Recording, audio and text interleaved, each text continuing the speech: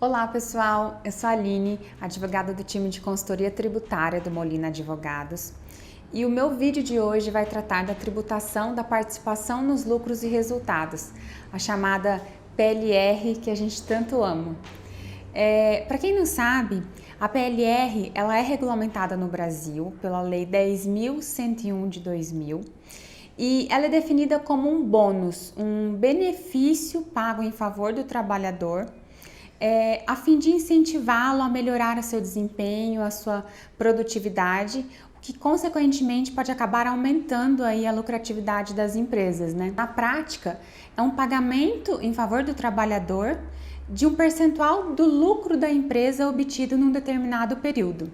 Então vejam que a PLR, além de ser um grande benefício para os trabalhadores, ela também acaba sendo muito vantajosa, muito relevante para a própria empresa, porque na medida em que os funcionários atuam, trabalham de uma forma mais motivada, isso facilita também para que a empresa consiga atingir maiores resultados num espaço curto de tempo, né?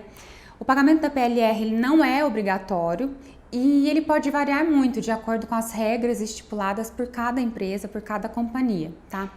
Geralmente essas empresas definem o cumprimento de metas, de prazos e de resultados, por exemplo, e esses passam a ser alguns dos requisitos para o pagamento desse benefício.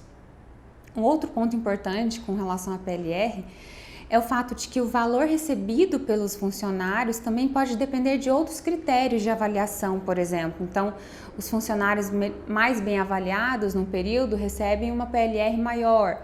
Isso pode depender também do cargo hierárquico que o trabalhador ocupa dentro da empresa. Bom, de acordo com a legislação, o pagamento da PLR ele deve ser objeto de uma negociação específica entre a empresa e os empregados. Tá? E esse acordo ele deve acontecer por meio de uma comissão paritária escolhida pelas partes e desde que seja integrada por um representante indicado pelo sindicato da categoria ou através de uma convenção ou um acordo coletivo.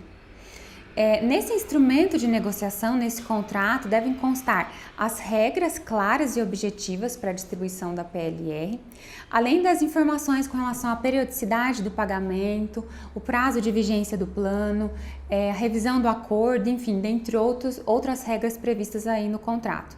Além disso, esse instrumento de acordo ele deve ser arquivado na entidade sindical dos trabalhadores e a legislação permite que as partes estabeleçam diversos programas de PLR, tá? Desde que o pagamento do bônus não ocorra mais de 2 vezes no mesmo ano civil e em periodicidade menor que 3 meses entre um pagamento e outro, tá? Um outro ponto importante é que a legislação dispõe que as regras da PLR elas devem ser fixadas até 90 dias antes do pagamento da parcela única do bônus ou da parcela final do benefício, caso haja alguma antecipação de pagamento. Uma dúvida bastante comum entre as empresas é por que elas precisam observar esses requisitos previstos na legislação? O que pode acontecer, por exemplo, com a minha empresa se eu não observo essas condições?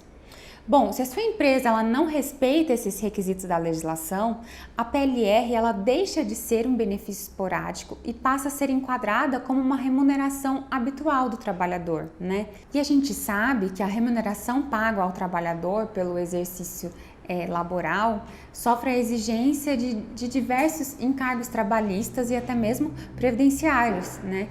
Então, a ausência de cumprimento desses requisitos faz com que a PLR passe a ser tributada, por exemplo, pela contribuição previdenciária.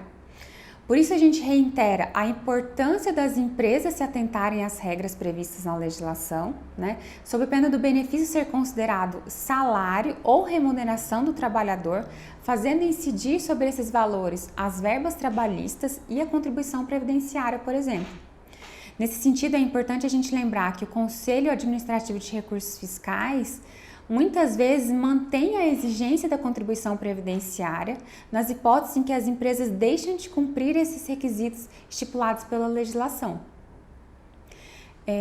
E agora falando também sobre os outros aspectos da tributação da PLR, é importante você saber que esse bônus é tributado também pelo imposto de renda retido na fonte, então o trabalhador que recebe esses valores já recebe com a retenção na fonte. E esses valores são tributados de forma separada dos demais rendimentos recebidos em razão da prestação laboral.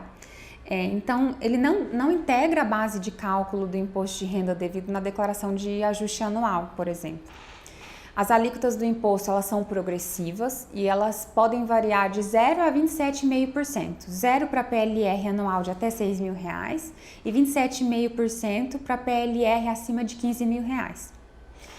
E um outro ponto importante também é o fato de que o valor pago em relação à PLR pelas empresas optantes pelo lucro real são também considerados dedutíveis como despesa operacional. E por fim, é importante a gente pontuar também que esses valores pagos a título de PLR pelas empresas, as optantes pelo lucro real, são consideradas também dedutíveis como despesa operacional. Bom, são esses os principais aspectos sobre a tributação da PLR. Apesar dela ser muito vantajosa, muito atrativa, ela pode custar bem caro para as empresas e ser incluída, por exemplo, na base de incidência da contribuição previdenciária e de encargos trabalhistas, caso essas empresas não respeitem aí os requisitos previstos na legislação, na Lei 10.101 de 2000. Se você ainda ficou com alguma dúvida sobre o tema, entre em contato com a gente. Eu vou deixar aqui embaixo o nosso telefone de contato, o nosso e-mail e até a próxima.